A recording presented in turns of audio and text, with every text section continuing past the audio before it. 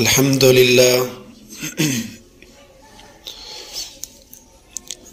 لله نحمده ونستعينه ونستغفره ونؤمن به ونتوكل عليه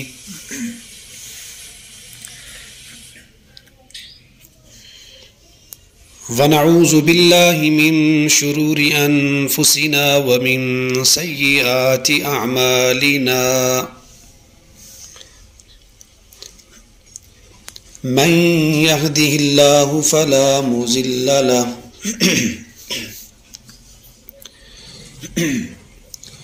ومن يضلله فلا هادي له ونشهد أن لا إله إلا الله وحده لا شريك له ونشهد أن سيدنا ومولانا محمدا عبده ورسوله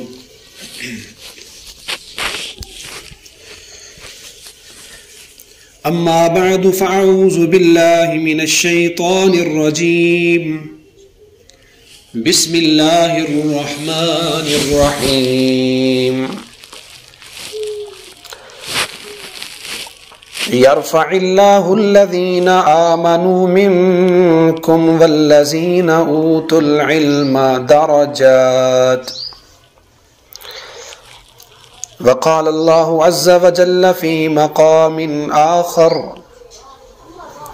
إنما يخشى الله من عباده العلماء وقال الله تعالى في مقام آخر قل هل يستوي الذين يعلمون والذين لا يعلمون قال رسول الله صلى الله عليه وسلم العلماء ورثة الأنبياء وقال النبي صلى الله عليه وسلم من سلك طريقا يلتمس فيه علما سهل الله له طريقا إلى الجنة صدق الله العظيم وصدق رسوله النبي الكريم رب اشرح لي صدري ويسر لي أمري واحلل عقدة من لساني يفقه قولي أستغفر الله ربي من كل ذنب وأتوب إليه أستغفر الله ربي من كل ذنب وأتوب إليه. درود پاک کا ہدیہ آپ علیہ الصلوۃ والسلام کی ذات اقدس پر پیش فرمائیں. اللہم صلی علی سیدنا و مولانا محمد وآلہ واصحابہ وبارک وسلم تسلیما. آج کے ہفتہ وار اصلاحی بیان میں دو موضوعات پر دو چیزوں پر میں نے مختصر گزارش کرنی ہے. پہلا عنوان ہے رمضان کے بعد زندگی کیسے گزاریں. پہلا عنوان ہے رمضان المبارک کے بعد زندگی کیسے گزاریں، اور دوسرا عنوان ہے دینی تعلیم کی اہمیت، دینی تعلیم کی ضروریت اور دینی تعلیم کی افادیت، دینی تعلیم کا فائدہ. جہاں تک پہلا موضوع ہے رمضان المبارک کے بعد زندگی کیسے گزاریں، وہ بھی اپنی جگہ بہت اہم ہے، لیکن میں اس پر مختصر کچھ بات کروں گا، لیکن بات کرنا بھی ضروری ہے. رمضان المبارک اللہ کے فضل و کرم سے وہ ہم سے چلا گیا. اللہ تعالیٰ سے دعا ہے اور یہ امید کرتے ہیں کہ اللہ کے ہاں ہماری انشاءاللہ اچھی رپورٹ اس نے پیش کی ہوگی۔ رمضان المبارک کے بعد کچھ کرنے کے ضروری کام ہیں۔ سب سے پہلا کام جو عید کے بعد میں نے اور آپ نے کرنا ہے وہ ہے محاسبہ۔ محاسبہ، اپنا حساب، اپنا محاسبہ کرنا ہے کہ اس رحمتوں اور برکتوں والے مہینے میں میں نے کیا کھویا اور کیا پایا۔ اس مہینے کے آنے سے مجھے کتنا فائدہ ہوا، رمضان المبارک نے مجھے کیا دیا، رمضان المبارک کے جانے کے بعد میرے مزاج، میری طبیعت، میرے اخلاقات، میری عبادات میں، میرے ذکر میں، میری تلاوت میں، میرے تقوی اور خوف خدا میں کوئی تبدیلی آئی ہے کہ نہیں۔ روزے کا مقصد کیا تھا؟ بارہا عرض ہوتا رہا لعلکم تتقون، تاکہ تمہیں تقوی آ جائے، اللہ کا خوف آ جائے۔ تھوڑا سا بیٹھ کر سوچیں تو صحیح، 30 روزے رکھ لیے، پورا مہینہ گزار لیا، کیا روزے کی روح، روزے کا مقصد، اللہ کا خوف اور تقوی میرے دل میں آیا ہے کہ نہیں؟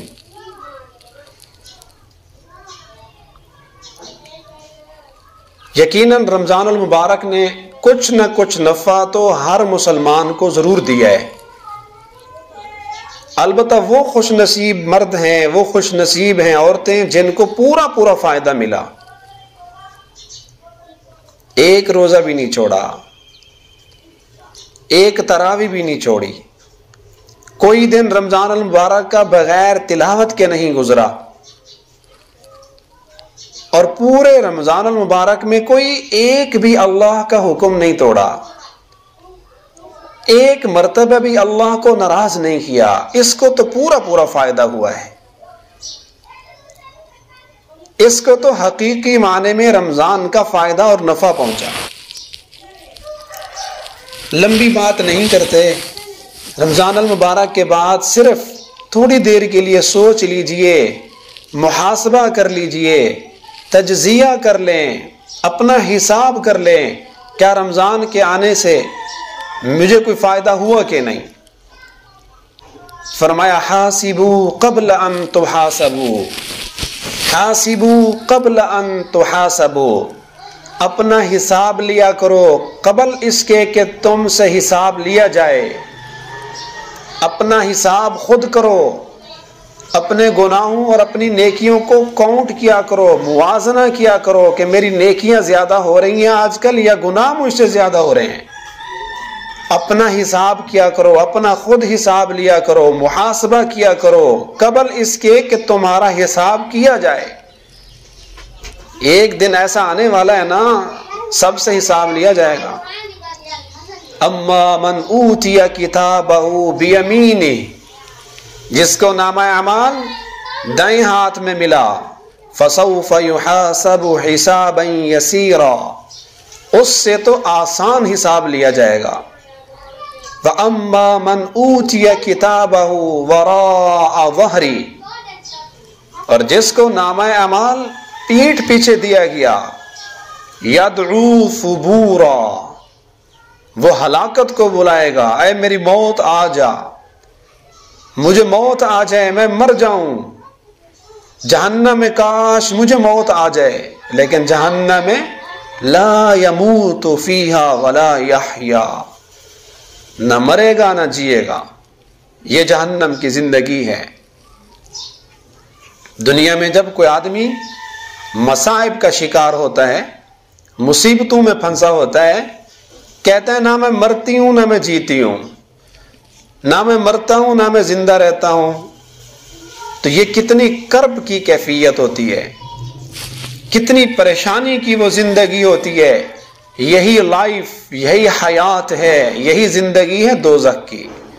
نہ مریں گے نہ جئیں گے. اللہ نے سورۃ الاعلی میں بیان فرما دیا ثم لا يموت فيها ولا يحيا. جہنم میں دوزخی نہ مر سکیں گے نہ جی سکیں گے. العیاذ باللہ، العیاذ باللہ. اللہ ہم سب کو اس سے پناہ دے. حساب کرنا ہے، اپنا محاسبہ نفس کرنا ہے. اور یہی محاسبہ علماء فرماتے ہیں روزانہ سونے سے پہلے بستر پہ جا کے کرو. بستر بچھا لیا، سونے کی دعا پڑھ لی، تھوڑی دیر کے لیے محاسبہ نفس کر لیں. آج کے دن میں نے اللہ کو کتنا ناراض کیا. سورج طلوع ہونے سے رات کو بستر تک پہنچنے تک میں نے اللہ کو کتنا خوش کیا. ڈیلی کا حساب کریں. فرمایا جیسے دکاندار شام کو اپنی دکان کا حساب کرتا ہے، سارے دن کی بکری، سارے دن کی جو آمد ہوتی ہے، سارے دن کا جو خرچ ہوتا ہے، اس کا حساب و کتاب کرتا ہے. آج مجھے کتنا نفع ہوا، آج مجھے کتنا لاس ہوا، کتنا نقصان ہو گیا. ڈیلی کا حساب کرتا ہے. یہی محاسبہ ہے. یہی اپنے نفس کا ہم ڈیلی حساب کریں سونے سے پہلے. حکیم الامت حضرت مولانا محمد اشرف علی تھانوی نور اللہ مرقدہ، وہ فرماتے ہیں روزانہ مراقبہ موت بھی فرماؤ. روزانہ موت کا مراقبہ بھی کرو.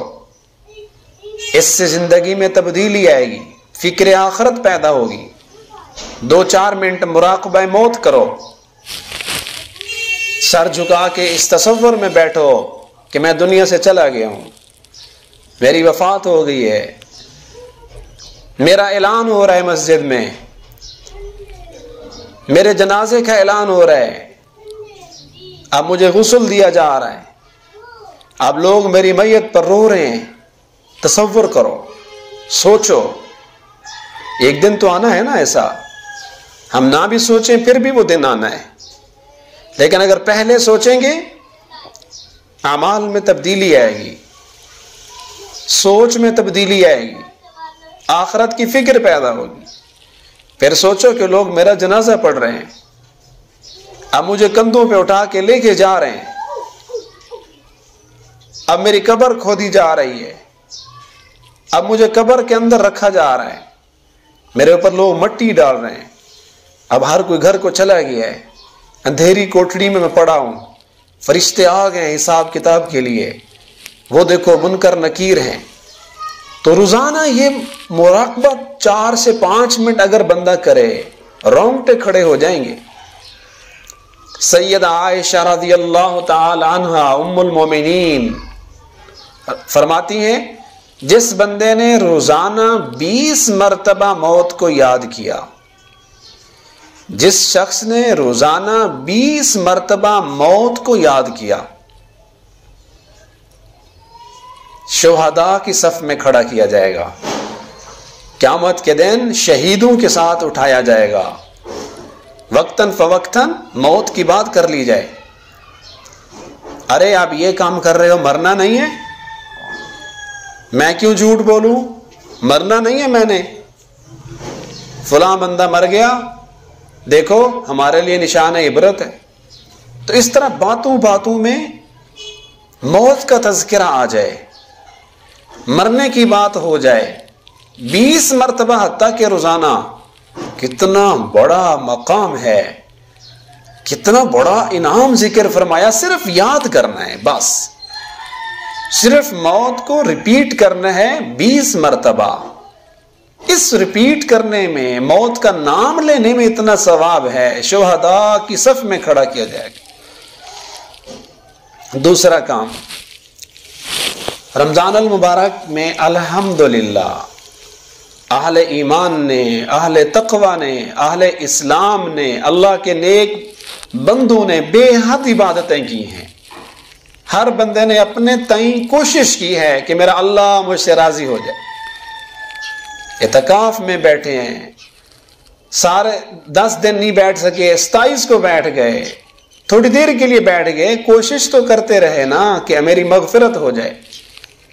تو رمضان المبارک کے بعد دوسرا کام، اپنی مغفرت کا یقین فرما لیں، اپنی بخشش کا یقین کر لیں کہ میرے اللہ نے میرے سارے کے سارے گناہ معاف کر دیے ہیں۔ شیطان کو اس سے بڑی تکلیف ہوگی، وہ مایوسی ڈالتا ہے، شیطان یقین نہیں بننے دیتا، وہ بندے کو اللہ سے بدگمان کرتا ہے، دل میں وسوسہ ڈالتا ہے، تو اللہ کا نافرمان ہے، اللہ تجھ سے راضی نہیں ہوگا، تیری بخشش نہیں ہو سکتی، تیرے اتنے بڑے گناہ ہیں، ایک رمضان سے نہیں معاف ہوں گے، ایک آدھ ختم سے نہیں معاف ہوں گے۔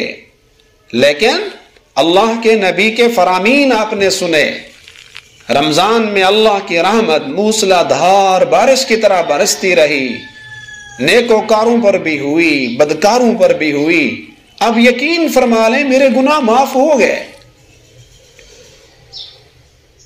جس نے رمضان کے سارے روزے رکھے، غفر لہ ما تقدم من ذنبہ، اس کے پچھلے گناہ معاف ہو گئے۔ یقین فرما لیں، اللہ کے نبی کی بات کو مان لیں، من قام رمضان ایمانا و احتسابا، جس نے رمضان کی راتوں میں قیام کیا، تراویح پڑھی، غفر لہ ما تقدم من ذنبہ، اس کے بھی پچھلے گناہ سارے معاف ہو گئے۔ یقین فرمائیں، اعتبار کر لیں اللہ کے نبی کی بات پہ، اور ایک نئی زندگی کا آغاز فرمائیے کہ پچھلے نامہ اعمال گناہوں والے سارے جتنے ورقات میں نے، جتنے صفحے میں نے کالے کیے، اللہ نے صاف کر دیا۔ اب ایک نئی زندگی کا آغاز ہے۔ ایسے سمجھیے کہ آج ہم ماں کے پیٹ سے پیدا ہو کے آئے، ایک نئی زندگی کی شروعات ہیں۔ ہمارے یہ نامہ اعمال جو کالے ہوئے تھے، بلیک ہو گئے، گناہ کے دھبے لگ لگ کے بڑی مشکل سے ان کو صاف کیا ہے۔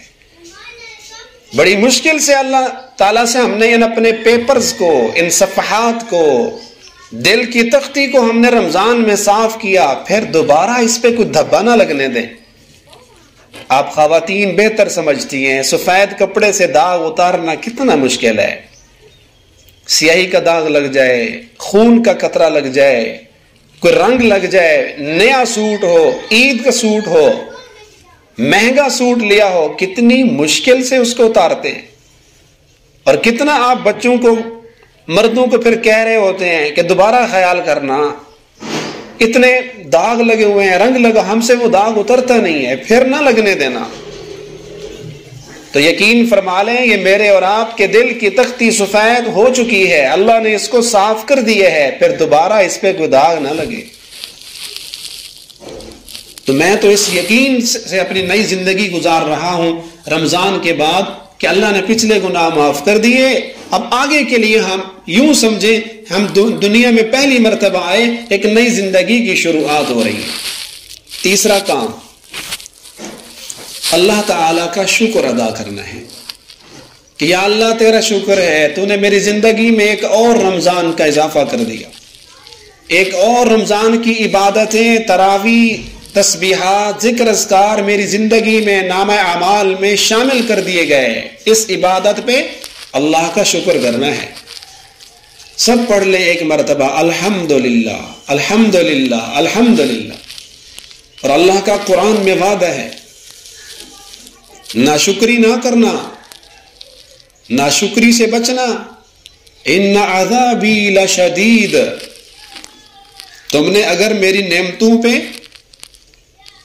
ناشکری کا اظہار کیا، ان عذابی لشدید، سنو پھر میرا عذاب، میری پکڑ بڑی سخت ہے، میں یہ بھی چھین لوں گا، جو کچھ دیا ہے یہ بھی واپس لے لوں گا، لیکن لَإِن شَكَرْتُمْ لَأَزِيدَنَّكُمْ، لَإِن شَكَرْتُمْ لَأَزِيدَنَّكُمْ، اگر تم شکر کرو گے میں تمہاری نعمتوں میں اور اضافہ کر دوں گا۔ 2 رکعت پڑھی ہے، اللہ کی توفیق سے 2 رکعت نماز پڑھ لی ہے، اب اللہ کا شکر ادا کرے، اللہ اور دوگانا پڑھنے کی توفیق دے گا۔ 1 مہینے کے روزے رکھ لیے، شکر کریں، اللہ اگلا رمضان بھی نصیب فرمائیں گے۔ چوتھا کام، اعمال میں باقاعدگی رکھنی ہے۔ اعمال میں استقامت کا مظاہرہ کرنا ہے. جو جو عبادتیں، جو جو اعمال ہم رمضان میں کرتے رہے ان کو مینٹین رکھنا ہے، ان میں کمی نہیں آنے دینی. جیسا کہ ہم اپنے اس معاشرے میں دیکھ رہے ہیں، آج کے دور کا المیہ ہے کہ رمضان میں مسجدیں بھر جاتی ہیں اور عید کا چاند نظر آنے کے بعد مسجدیں خالی. واہ کیسا مسلمان ہے، ایک چاند نظر آنے سے مسجدیں بھر دیتا ہے اور دوسرا چاند نظر آنے سے مسجدوں کو خالی کر دیتا ہے. انا للہ و انا الیہ راجعون. مسجدیں ترس رہی ہیں نمازیوں کو ان دنوں میں، نہ امام نظر آتے ہیں نہ مقتدی نظر آتے ہیں. لوگ کہہ رہے ہیں کہ ہمارے نمازی ڈھونڈ کے دیں، ہمارے مقتدی ڈھونڈ کر دیں، وہ گم ہو گئے، کہاں گئے؟ رمضان میں مسجدیں بھری ہوئی، اب 2 یا 3 بندے امام کے پیچھے کھڑے ہیں. رمضان گیا، نمازوں کی چھٹی. رمضان گیا، تلاوت کی چھٹی. رمضان شریف چلا گیا، ذکر اذکار کی پابندی ختم. رمضان گیا، نظروں کی حفاظت ختم. رمضان گیا، حلال حرام میں تمیز ختم. یہ مزاج میرے اللہ اور اس کے رسول کو پسند نہیں ہے. اللہ کی عبادت لیمیٹڈ نہیں کرنی، محدود عبادت اللہ اور اس کے رسول کو نہیں پسند. بعض لوگ عبادات کو مہینوں کے ساتھ خاص کر دیتے ہیں. محرم آیا، عبادت کا اہتمام شروع.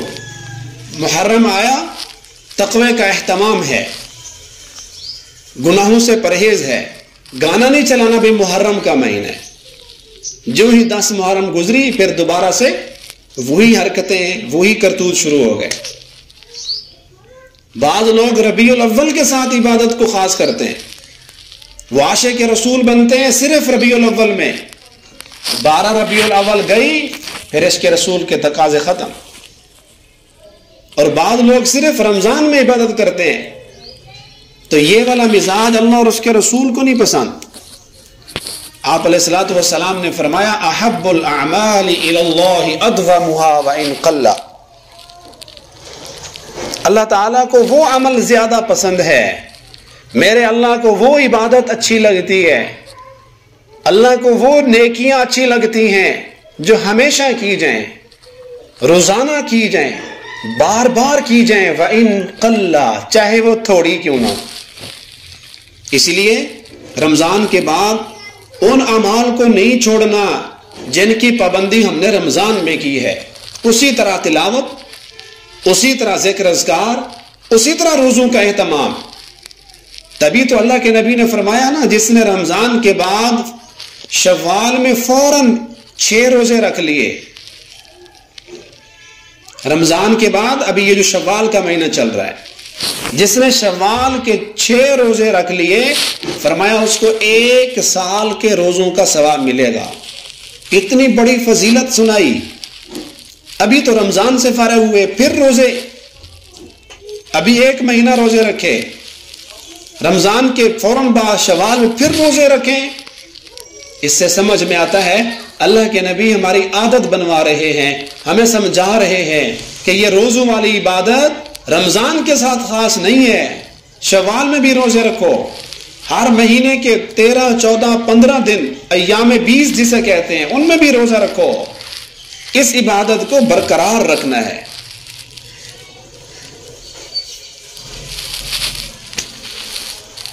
دوسرا موضوع جس پہ آج میں نے ضروری گزارشات عرض کرنی ہے وہ ہے دینی تعلیم کی ضرورت اور اس کی افادیت، اس کا فائدہ. مکرم سامعات، انتہائی قابل احترام ماؤں، بہنوں، بیٹیوں، یہ جو شوال کا مہینہ ہوتا ہے جس میں میں اور آپ داخل ہیں، یہ شوال کا مہینہ دینی مدارس میں داخلوں کے دن ہوتے ہیں. عموماً 10، 11، 12 شوال تک مدرسوں میں طلباء اور طالبات کے حفظ میں، ناظرے میں، شعبہ کتب میں، اور بھی جو درجات ہوتے ہیں، جو شعبہ جات ہوتے ہیں دینی مدارس میں، داخلوں کے دن ہیں یہ.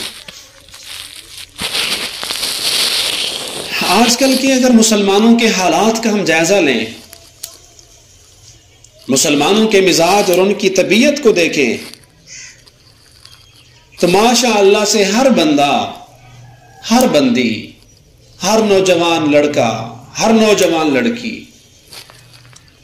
ہر پڑھا لکھا، ہر جاہل، شعور رکھنے والا یا غیر ذی شعور، وہ دنیا کی چیزوں کو بخوبی جانتے ہیں۔ دنیاوی امور کے بارے میں بہت ساری معلومات رکھتے ہیں، چاہے وہ پڑھے لکھے ہوئے ہیں یا جاہل ہیں، دنیاوی چیزوں کو جانتے ہیں۔ کیوں؟ دنیا کی چیزوں کی ان کے یہاں اہمیت ہے۔ موبائل کو دیکھ لے، ان پڑھ سے ان پڑھ بندہ بھی موبائل چلانا جانتا ہے، ایک جماعت بھی نہیں پڑھا۔ بعض تو انتہائی بوڑھے ہوتے ہیں، بعض انتہائی بوڑھیاں ہوتی ہیں، ایک دن بھی اسکول میں نہیں گئی، لیکن موبائل کے استاد ہوتے ہیں، موبائل چلا لیتے ہیں۔ موبائل میں موڑی ماٹی انگلش کا بھی ان کو پتہ ہوتا ہے، موبائل کی سیٹنگ کا بھی پتہ ہوتا ہے۔ کس نے ان کو سکھائی ہے؟ کس مدرسے اور کس سکول سے انہوں نے سیکھا ہے؟ کہیں سے نہیں، خود لگے رہے، خود کوشش کرتے رہے، شوق تھا اور اس کی قدر تھی، اس کی اہمیت تھی تو سیکھ گئے۔ ہر بڑے کو بھی موبائل چلانا آتا ہے، ہر چھوٹے بچے کو بھی موبائل چلانا آتا ہے۔ اسی طرح نیٹ کو دیکھ لیں، نیٹ کے بارے میں کتنی معلومات ہیں لوگوں کو، کتنی ایسی عجیب و غریب، حیران کن معلومات، لوگ ان کو بخوبی جانتے ہیں، بڑی دسترس ہے، بڑا علم ہے ان کو نیٹ کے بارے میں۔ کمپیوٹر کے بارے میں کتنی معلومات رکھتے ہیں۔ اسی طرح خواتین کو دیکھ لیں، فیشن کے بارے میں کتنے ان کو طریقے آتے ہیں، کتنی معلومات ہیں۔ زیب و زینت، ہار سنگار کرنے کے، بیوٹی پارلرز کے اوپر کتنے ڈیزائنز ہوتے ہیں ان کے پاس، مہندی رنگ کے۔ ابھی عید کا موقع آیا تو کتنے کلرز، کتنے طریقے ان کو معلومات ہیں۔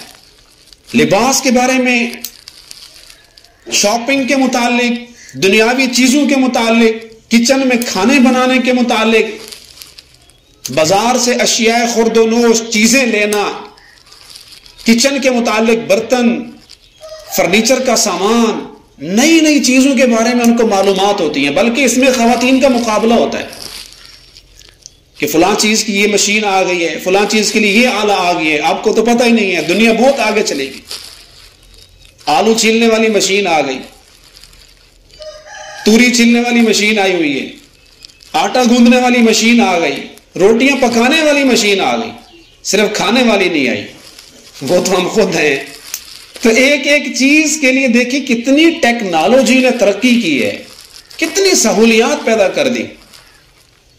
آج سے 20 سال پہلے یہ تصور ہی نہیں تھا کہ یہاں بیٹھا ہوا بندہ امریکہ کے ایک بیٹھے ہوئے بندے سے بات بھی کرے اور اس کو آمنے سامنے ویڈیو کال پہ دیکھے بھی صحیح، بالکل نہیں تصور تھا، آپ سوچ لیں۔ لیکن آپ اتنا ترقی کر گئے ہیں کہ دنیا کے کسی بھی کونے میں بیٹھے ہوئے شخص کو آپ 1 منٹ میں ٹچ کر سکتے ہیں، اس سے کال کر سکتے ہیں، اور کال ہی نہیں، اس کو دیکھ بھی سکتے ہیں۔ تو دنیاوی کاموں کے بارے میں لوگوں کو بڑی معلومات ہیں، پڑھے لکھے ہوئے کو بھی ہیں، جاہل کو بھی ہیں۔ لیکن زندگی گزر گئی نماز پڑھتے ہوئے، یہ نہیں پتا کہ اللہ الصمد کا کیا معنی ہے۔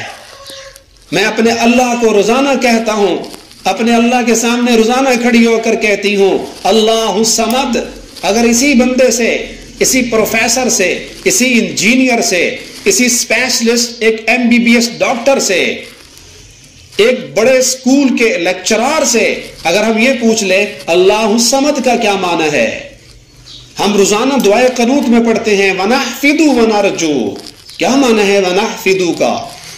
وَنَرْجُو رَحْمَتَكَ کا کیا معنی ہے؟ یہ نہیں پتا۔ طلاق کے متعلق شریعت کیا رہنمائی دیتی ہے، نکاح کے متعلق، خرید و فروخت کی کیا شرعی ہدایات ہیں، حلال و حرام کے مسائل، ان سب چیزوں سے ہم بالکل عاری، خالی و ذہن ہیں۔ دنیا کی چیزوں کی معلومات بہت ہیں لیکن دینی علم نہیں ہے۔ نماز کے فرائض تک نہیں آتے، بلکہ اللہ معاف فرمائے بعض تو بڑے سے بڑے عہدوں پہ بیٹھے ہوئے لوگوں نے نماز تک بھی نہیں سیکھی، اتحیات تک نہیں آتا، دعائے قنوت نہیں یاد ہوئی، ساری زندگی گزر گئی۔ گزشتہ سالوں میں الیکشن کا موقع آیا تو جو لوگ الیکشن کے اندر آئے، M P A M N A کی سیٹ پر جو عہدے داران تھے، تو الیکشن کمیشن جو افسر تھا وہ ان سے دعائے قنوت سن رہا تھا، تو بہت سارے لوگ شرمندہ ہوئے۔ ایم پی اے بننے کے امیدوار، ایم این اے بننے کے امیدوار، جنہوں نے پورے علاقے کا بیڑا اٹھانا ہے، وہاں دفتر میں اس نے کہا آپ ایم پی اے بننے کے لیے امیدوار بنے ہو، دعائے قنوت سناؤ۔ دعائے قنوت نہیں آئی، سورۃ اخلاص نہیں آئی، غسل کے فرائض نہیں ہے۔ یہ کیا وجہ ہے؟ اس کے پیچھے اسباب کیا ہیں؟ کہ ہمارے ہاں دنیا کی تعلیم کی اہمیت ہے، دنیاوی تعلیم کا نفع میرے اور آپ کے سامنے ہے، دینی تعلیم کی قدر و منزلت، دینی تعلیم کا نفع ہم نے کبھی سنا ہی نہیں علماء سے۔ آئیے میں آج آپ کو بتاتا ہوں دین کے مدرسے میں پڑھنے کا کتنا فائدہ ہے، دینی تعلیم کا کتنا فائدہ ہے، اور اصل علم جس کو اللہ کے نبی نے فرمایا ماں کی گود سے لے کر قبر تک، اطلب العلم من المہدی الی اللحدی، ماں کی گود سے لے کر قبر تک علم حاصل کرو۔ کون سا علم ہے؟ اس سے مراد سائنس نہیں ہے، اس علم سے مراد ریاضی کا علم نہیں ہے، اس علم سے مراد انگلش کا علم نہیں ہے، اس علم سے مراد اللہ کی قسم کمپیوٹر موبائل ٹیکنالوجی کا علم نہیں ہے۔ یہ جس علم کی اللہ کے نبی بات فرما رہے ہیں، اس سے مراد قرآن و حدیث کا علم ہے، اس سے مراد حلال و حرام کا علم ہے۔ بڑے شوق سے ہم سکول کی دیوار پہ لکھ دیتے ہیں علم حاصل کرو چاہے تمہیں چین ہی کیوں نہ جانا پڑے۔ اس علم سے مراد جس کے لیے چین تک کیوں نہ جانا پڑے، اس سے مراد دنیاوی علم نہیں ہے، اس سے مراد دین کا علم ہے۔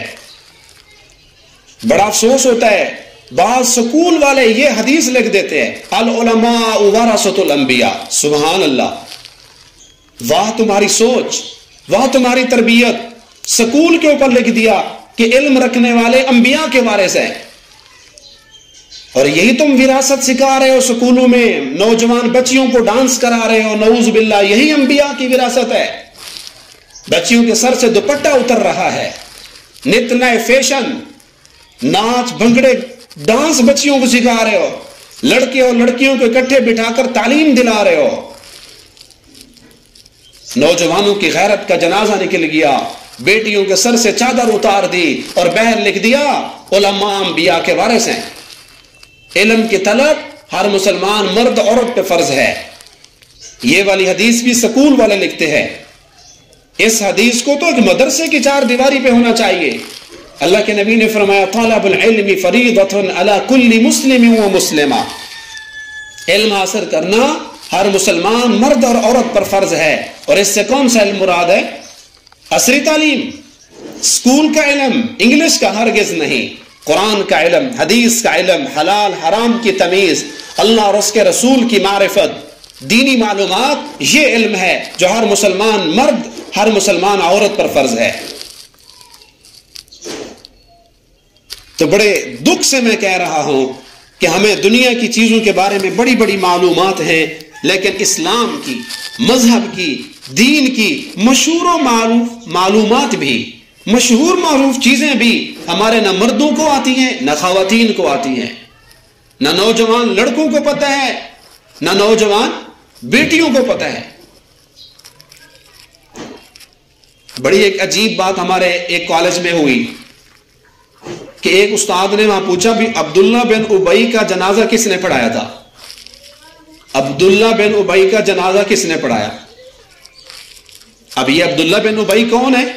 رئیس المنافقین، منافقوں کا سردار، اسلام کو سب سے زیادہ نقصان پہنچانے والا۔ تو آگے ایک سٹوڈنٹ سے پوچھا ہاں بھی بتائیں آپ عبداللہ بن ابی کا جنازہ کس نے پڑھایا؟ تو اس نے کہا مولانا اشرف صاحب نے پڑھایا ہے۔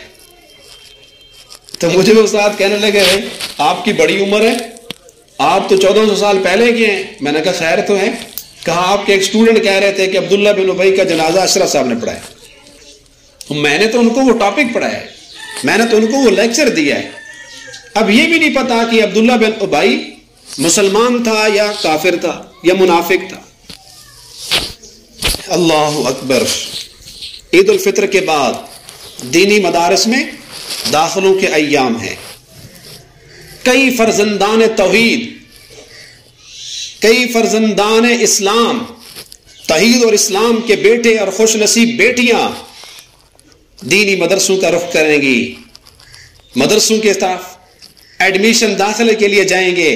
اللہ کی قسم یہ بچے اور بچیاں خوش نصیب ہیں، ان کے والدین بھی مبارکباد کے مستحق ہیں جنہوں نے آج یہ فیصلہ کر لیا کہ میں نے اپنے بیٹے اور بیٹی کو فلاں مدرسے کے اندر، فلاں مسجد کے اندر میں نے بیٹے کو حافظ قرآن بنانا ہے، میں نے اپنے بیٹے کو عالم بنانا ہے، میں نے بیٹی کو عالمہ بنانا ہے۔ اللہ کی قسم یہ سوچ مبارک ہے، ان بچوں کے سینے مبارک ہے، یہ والدین بھی خوش قسمت ہیں۔ میرا اللہ قرآن میں کہتا ہے ثم اورثنا الکتاب الذین اصطفینا، اس کتاب کا وارث، اس قرآن مجید کے علوم کا وارث میں اس کو بناتا ہوں، اصطفینا، جس کو میں چنتا ہوں۔ تم ہو کون دین سے انکار کرنے والے؟ تم ہو کون یہ کہنے والے کہ ہم بچے کو مدرسے میں نہیں پڑھاتے؟ میرا اللہ تمہیں آنے ہی نہیں دیتا۔ اللہ اس مدرسے کی طرف اسی کو لاتا ہے جس کے سینے کا اللہ انتخاب کرتا ہے، جس کے سینے پر اللہ کی نظر رحمت ہوتی ہے، جس کی طرف اللہ نظر رحمت، نظر شفقت سے دیکھتے ہیں، اللہ اس کو سکول چھڑوا کر اللہ مدرسے میں بھیج دیتے ہیں۔ میں اللہ کا شکر ادا کرتا ہوں، میں اللہ کی ذات پہ بہت خوش ہوں۔ اللہ نے مجھے عصری تعلیم سے نکلوایا، میٹرک کے بعد اللہ تعالیٰ دین کی تعلیم کی طرف لایا، اور اللہ کے نبی کی کتنی پیاری حدیث ہے، فرمایا من یرید اللہ بہ خیرا، جس سے اللہ بھلائی کا ارادہ کرتا ہے، جس سے اللہ خوش ہوتا ہے، کیا دیتا ہے اس کو؟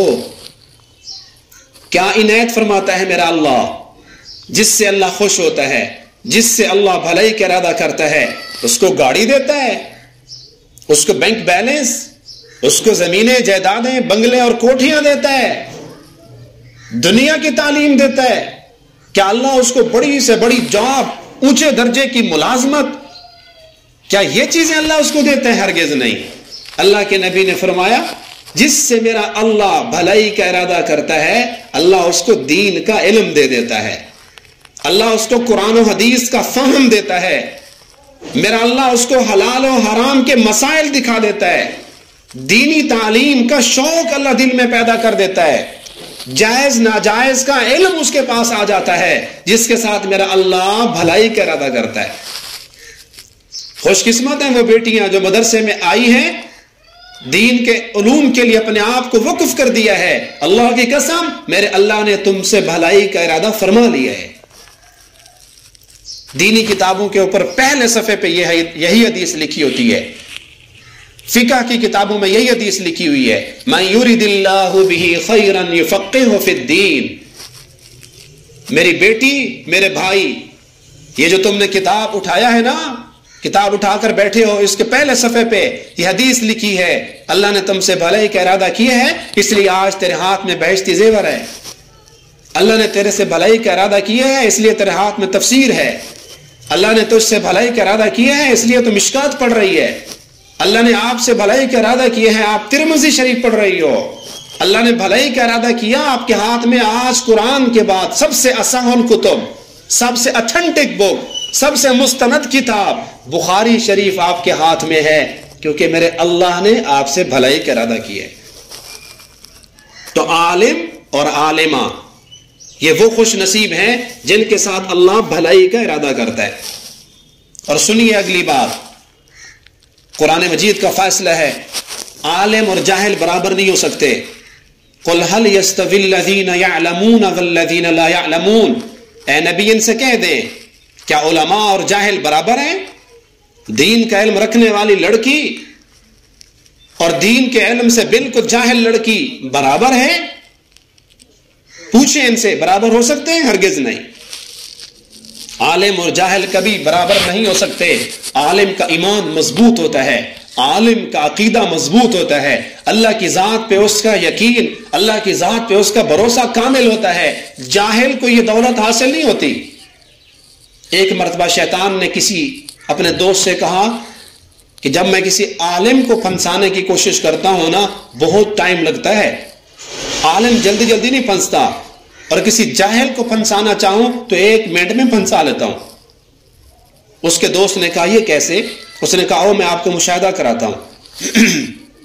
شیطان ایک سوئی لے کر مسجد کے دروازے پہ کھڑا ہو گیا۔ سب سے پہلے ایک صوفی صاحب، ایک حاجی صاحب جو عالم نہیں تھے، مسجد میں آدھا گھنٹہ پہلے آئے، مسجد کی صفائی کی، آذان دی، نماز پڑھی، کافی دیر ذکر کرتا رہا، نماز کے بعد بھی بیٹھا رہا۔ جب وہ جانے لگا تو شیطان اپنے دوست کے ساتھ وہ سوئی لے کر باہر کھڑا تھا۔ جب وہ حاجی صاحب باہر نکلے تو شیطان نے اس سے پوچھا حاجی صاحب ایک مسئلہ پوچھنا ہے۔ اس نے کہا جی پوچھیں کیا مسئلہ ہے؟ کہا یہ دیکھو سوئی ہے، اس سوئی کے ناکے سے اگر اللہ اونٹ کو گزارنا چاہے گزار سکتا ہے؟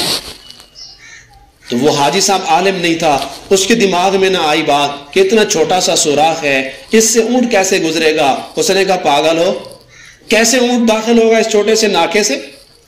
تو شیطان نے اپنے دوست کو کہا دیکھا یہ کافر ہو گیا ہے، اس کا ایمان بھی نہیں رہا، اس کی اس نماز نے، اس مسجد کی صفائی نے اس کو کوئی فائدہ نہیں دیا، کیونکہ اس کا عقیدہ ہی درست نہیں ہے۔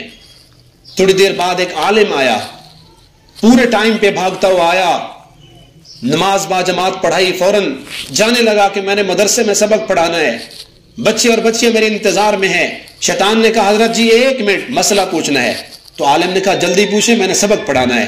کہا حضرت مسئلہ یہ ہے، یہ سوئی ہے میرے پاس، اس کا یہ چھوٹا سا نکا ہے، اس ناکے سے کیا اللہ اونٹ کو گزارنا چاہے تو گزار سکتا ہے؟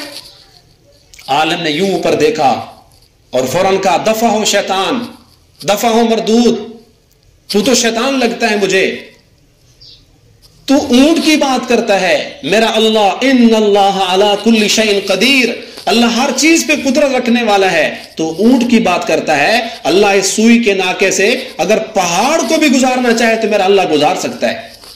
تو شیطان نے فوراً اپنے دوست کو کہا دیکھا یہ ہے عالم اور وہ تھا جاہل، اس کے ایمان اور عقیدے کو دیکھو، اور اس عالم کے ایمان اور عقیدے کو دیکھو، کتنا بڑا فرق ہے۔ عالم اور جاہل کبھی برابر نہیں ہو سکتے۔ اور قرآن مجید اور احادیث کے تعلیمات کا خلاصہ یہ ہے، ہر عبادت سے پہلے اس کا علم حاصل کرو۔ فَاذْكُرُوا اللَّهَ كَمَا عَلَّمَكُمْ، اللہ کا ذکر ایسے کرو جیسے اللہ نے تمہیں اس کی تعلیم دی ہے۔ جہنم کے اندر پڑے ہوئے جہنمی کہہ رہے ہوں گے لو کننا نسمع ناقل، کاش ہم دین کی بات کو سن لیتے، ہم دین کو سمجھ لیتے، دینی تعلیم کو حاصل کر لیتے، ما کننا فی اصحاب السعیر، آج ہم دوزخ کا ایندھن نہ بنتے۔ جہنم میں پڑے ہوئے لوگ آج دینی تعلیم کے فائدے کو جہنم میں ذکر کر رہے ہیں، آج ان کو احساس ہو رہا ہے کاش ہمارے پاس بھی دین کا علم ہوتا، کاش ہم بھی کسی مدرسے میں چلی جاتی، کاش ہم بھی قرآن و حدیث کو پڑھ لیتے، آج ہم جہنم میں نہ ہوتے۔ تو دینی تعلیم کا احساس روز محشر ہوگا۔ اور قرآن مجید میں اللہ تعالیٰ نے ایک عالم اور ایک عالمہ کے بارے میں فرمایا انما یخشی اللہ من عبادہ العلماء، سچے معنوں میں اللہ سے ڈرنے والے، حقیقی معنی میں خوف خدا رکھنے والے وہ علماء اور عالمات ہی ہوتے ہیں۔ جب علم آتا ہے اللہ کا، اللہ کی ذات کا علم، اللہ کی صفات کا علم، اللہ کی معرفت آتی ہے نا، پھر اللہ کا خوف بھی دل میں آتا ہے۔ تو تقوی، اللہ کا ڈر تب آتا ہے جب انسان کے پاس دین کا علم بھی ہو۔ قربان جائیں ان وارثان انبیاء پر، ان طلباء پر جن کو مہمانان رسول کہا جاتا ہے۔ یہ مدرسے میں پڑھنے والے طلباء اور طالبات یہ ضیوف رسول اللہ ہیں، ان کو مدرسوں میں کہا جائے گا مرحبا بضیوف رسول اللہ، خوش آمدید اللہ کے رسول کے مہمانوں، تم اللہ کے رسول کے مہمان ہو، تم صحابہ کرام کے نقش قدم پہ چلنے والے ہو۔ سیدنا ابو ہریرہ رضی اللہ تعالی عنہ آپ علیہ السلام کے مدرسہ صفا کے بہترین اور خوش نصیب طالب علم 1 منٹ بھی اللہ کے نبی کے مدرسے سے باہر نہیں جاتے تھے کہ میں باہر جاؤں اور آپ علیہ السلام پیچھے کوئی حدیث ارشاد فرمائیں اور میں اس حدیث سے محروم ہو جاؤں. یہ رسول اللہ کا اس زمین پر مدرسہ ہے اور اللہ کے نبی کے مدرسے میں پڑھنے والے خوش نصیب اسٹوڈنٹ طلباء و حضرات صحابہ کرام ہیں. جناب عبداللہ بن مسعود ہیں, اس مدرسے میں پڑھنے والے سیدنا ابو ہریرہ ہیں, سیدنا ابو بکر صدیق ہیں, سیدنا عمر ہیں, سیدنا عثمان ہیں, سیدنا علی ہیں رضی اللہ تعالی عنہم. یہ رسول اللہ کے مدرسے کے دین کا علم پڑھنے کے یہ اسٹوڈنٹ آپ علیہ السلام کے اولین بہترین شاگرد ہے. تو انہوں نے اللہ کے نبی کی وراثت کو لیا اور پھر ان صحابہ کرام سے وہ انبیاء کی وراثت منتقل ہو رہی ہے علماء کے سینہ بسینہ. اور اللہ کے نبی نے فرمایا العلماء ورثۃ الانبیاء, یہ انبیاء کے وارث ہیں علماء. اور انبیاء وراثت میں درہم دنانیر نہیں چھوڑ کے جاتے, پیسہ نہیں چھوڑ کے جاتے. انبیاء وراثت میں دین کا علم چھوڑ کے جاتے ہیں اور علماء انبیاء کے اسی علم کی وراثت کو اپنے سینے میں لیتے ہیں. کتنا بڑا لقب ہے, علماء انبیاء کے وارث ہیں. دعا کریں آپ کے گھر میں بھی نبی کا وارث پیدا ہو, دعا کریں اللہ سے اور کوشش کریں اس بات کی کہ آپ کے گھر میں بھی ایک نبی کا وارث عالم دین ہو. اگر آپ کے گھر میں ہے نبی کا وارث تو آپ دنیا کے خوش قسمت ہیں, کیونکہ اللہ تعالیٰ نے قرآن مجید میں خود فرمایا کہ اس روئے زمین پر اگر قدر و منزلت, اگر تعظیم کے لائق کوئی ہستی ہیں انبیاء کے بعد اس زمین پر, اگر احترام کے لائق, عزت کے لائق, قابل احترام اگر اللہ کے ہاں کوئی ہستیاں ہیں تو قرآن مجید کے مطابق وہ علماء کرام ہیں. یرفع اللہ الذین آمنوا منکم والذین اوتوا العلم درجات, جو اہل علم ہیں اللہ ان کے درجات بلند کرتا ہے, اللہ ان کو قدر و منزلت دیتا ہے دنیا میں بھی اور آخرت میں بھی. اور دین کا علم جس کے پاس ہے ماشاءاللہ اس کا تو دنیا میں اکاؤنٹ کھل گیا. جس نے دین کے علم کی تبلیغ کی, دین کا علم حاصل کیا, آگے پڑھایا, فوت ہونے کے بعد بھی اس کے نامہ اعمال میں, اس کے اکاؤنٹ میں اللہ کی قسم تا قیامت نیکیاں لکھی جائیں گی. آپ علیہ السلام کی پیاری حدیث سناتا ہوں, فرمایا جب آدمی دنیا سے چلا جاتا ہے, اذا مات ابن آدم, جب ابن آدم مر جاتا ہے, انقطع عملہ, اس کے اعمال کا سلسلہ بند ہو جاتا ہے, اس کی نیکیاں رک جاتی ہیں, الا من ثلاث, مگر 3 کام ایسے ہیں بندے کے مرنے کے بعد بھی قبر میں, حشر میں, تا قیامت اس کو ثواب ملتا رہے گا. ان 3 کاموں میں فرمایا علم ينتفع به, علم ينتفع به, وہ علم جو اس نے لوگوں کو دیا تھا, لوگ اس سے نفع اٹھاتے رہیں گے, لوگ اس کی ہوئی تقریروں کے مطابق, لوگ اس کی ہوئی تبلیغ کے مطابق, اس کی دی ہوئی تعلیم کے مطابق لوگ دنیا میں عمل کرتے رہیں گے, اور اس عالم کو, اس دین کے داعی کو, اس خطیب کو قبر میں بھی اللہ ثواب دیتے رہیں گے. کتنا بڑا ثواب ہے, کتنا بڑا مقام ہے عالم دین کا. اور اللہ تعالیٰ نے قرآن, آپ علیہ الصلوۃ والسلام نے حدیث میں فرمایا اللہ تعالیٰ اہل علم کے لیے, دین کے طالب علم کے لیے جنت کا راستہ آسان کر دیتا ہے. من سلک طریقا, جو ایسے راستے پہ چلا, یلتمس فیہ علما, کہ وہ اس میں علم تلاش کر رہا تھا, علم حاصل کر رہا تھا, سہل اللہ لہ طریقا الی الجنہ, اللہ اس کے لیے جنت کا راستہ آسان کر دیتا ہے. تو یہ دن دینی مدارس کے اندر داخلوں کے دن ہیں. آپ بھی کوشش فرمائیں قیامت کے دن جب حافظ قرآن کے والدین کو میرا اللہ تاج پہنائے گا نا سر پہ, اس تاج کی روشنی دنیا کے سورج سے بھی زیادہ ہوگی. اس تاج کے اندر اللہ ایسے ایسے موتی جڑے گا, ایک ایک موتی کی روشنی دنیا کے چاند سے بھی زیادہ ہوگی. لوگ رشک کریں گے یہ شاید کوئی نبی آ رہا ہے, کوئی کہے گا اللہ کا ولی آ رہا ہے, کوئی کہیں گے یہ عالم دین آ رہا ہے, لیکن عرش سے آواز آئے گی میرے بندو, نہ کوئی نبی ہے, نہ کوئی ولی ہے, نہ کوئی اتنا عبادت گزار ہے, یہ حافظ قرآن کے والدین آ رہے ہیں. ان کے بچے نے دنیا میں قرآن حفظ کیا, انہوں نے مدرسے میں بھیجا، آج میرے اللہ نے ان کے سر پہ ایسا تاج سجایا، لوگ سمجھ رہے ہیں کہ وقت کا نبی آ رہا ہے۔ ایک آدمی دنیا سے جانے لگا تو اس نے اپنی بیوی کو وصیت کی اور کہا کہ آپ کو امید ہے، بچے کی امید کے ساتھ آپ ہیں، میرے جانے کے بعد اللہ تجھے بیٹا دے یا بیٹی دے، اللہ کا واسطہ دیتا ہوں اس کو سب سے پہلے مسجد مدرسے میں بھیج کر قرآن کی تعلیم دینا۔ وہ چلا گیا، اللہ نے اس کو بیٹا دیا، بیٹا چلنے کے قابل ہوا، باپ گنہگار تھا، قبر میں عذاب میں مبتلا رہا۔ آج اس کی بیوی وصیت کے مطابق اس کے چھوٹے بچے کو قاری صاحب کے پاس لے کر گئی۔ قاری صاحب نے ننھے معصوم بچے کو سامنے بٹھایا، نورانی قاعدہ آگے رکھا اور بچے سے کہا بیٹا پڑھو بسم اللہ۔ ابھی بچے نے بسم اللہ کی با کا نقطہ ہی منہ سے نہیں نکالا تھا، میرے اللہ کو ترس آیا، اس بچے کی بسم اللہ کے با کا نقطہ پڑھنے کی وجہ سے اس کے بابے کو اللہ نے قبر کے اندر جو عذاب ہو رہا تھا اس عذاب سے نکال کے اللہ نے جنت میں بھیج دیا۔ نیک اولاد، قرآن پڑھنے والی اولاد، دین کا علم حاصل کرنے والی اولاد صدقہ جاریہ ہے، آخرت کا بینک بیلنس ہے، آخرت کی کرنسی ہے، آخرت کا نفع ہے۔ اس لیے کوشش فرمائیں جو خواتین یہاں ہیں، آپ اپنے بچوں میں سے، اپنے خاندان کے بچوں میں سے جو ٹیلنٹڈ بچے ہوں، جو ذہین بچے ہوں، جو صحیح طرح امت کی رہبری کر سکتے ہوں، ان بچوں کو مدرسوں میں بھیجیں، حفظ کروائیں، ناظر قرآن پڑھائیں، دین کا عالم بنائیں، تاکہ امت کو زیادہ سے زیادہ یہ بچے دین سمجھا اور سکھا سکیں۔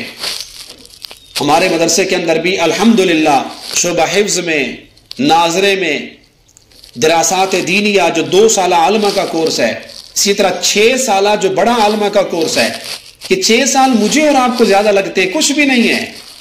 میں بھی جب شروع میں گیا تھا، مجھے ایک دوست نے بتایا تھا بھی وہ 8 سال کا عالم کا کورس ہوتا ہے، تو میں نے یوں اوپر اس کو گھور کے دیکھا، میں نے کہا بھی 8 سال کا کورس، 8 سال ہم پڑھیں گے، اس میں اتنے ڈپلومے ہو سکتے ہیں، یہ ڈگریاں ہو سکتی ہیں، لیکن اللہ کی طرف سے بھلائی کا ارادہ ہو چکا تھا، 8 سال گزرتے ہوئے پتہ ہی نہیں چلا۔ ایک حافظ قرآن قیامت کے دن خاندان کے ان 10 بندوں کی سفارش کرے گا جس کے اوپر دوزخ واجب ہو چکی ہوگی، اور ایک عالم دین، ایک دین کی عالمہ، اللہ اس کو قیامت کے دن 70 پاسپورٹ دے گا جنت کے۔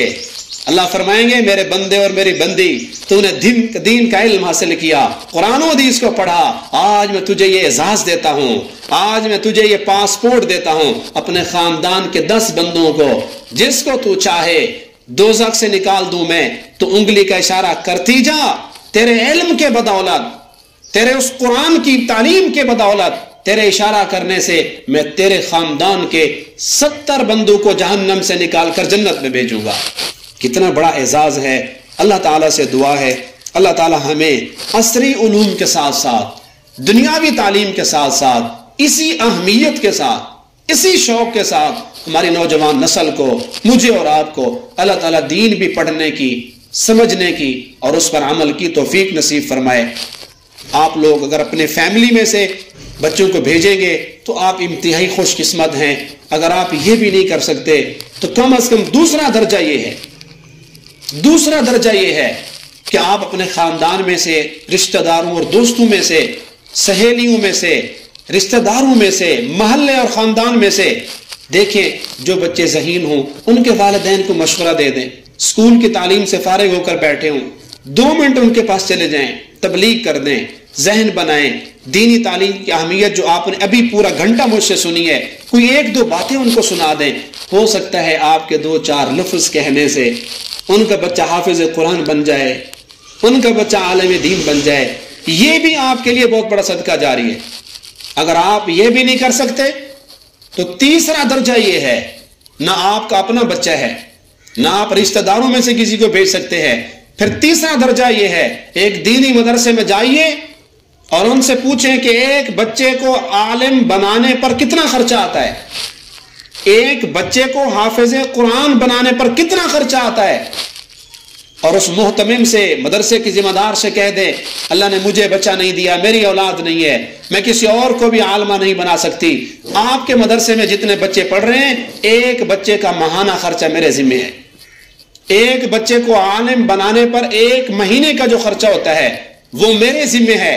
میں اللہ کی ذات پہ بھروسہ کر کے کہتا ہوں، اگر آپ ایک حافظ قرآن بچے کے ماہانہ خرچے کا ذمہ لیتی ہیں، ایک عالم دین کے ماہانہ یا سالانہ خرچے کا انتظام کرتی ہیں، میرا اللہ بڑا غفور و رحیم ہے، اللہ کی رحمت بے شمار ہے. اللہ اس پر بھی آپ کو اتنا ثواب دے گا جتنا کہ کوئی اپنے سگے اور حقیقی بچے اور بچی کو دین کا حافظ یا عالمہ بنائے، اس پر بھی اللہ آپ کو پورا ثواب عنایت فرمائیں گے.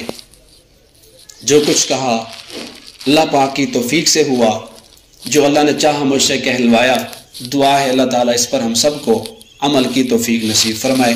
وآخر دعوانا ان الحمد للہ رب العالمین.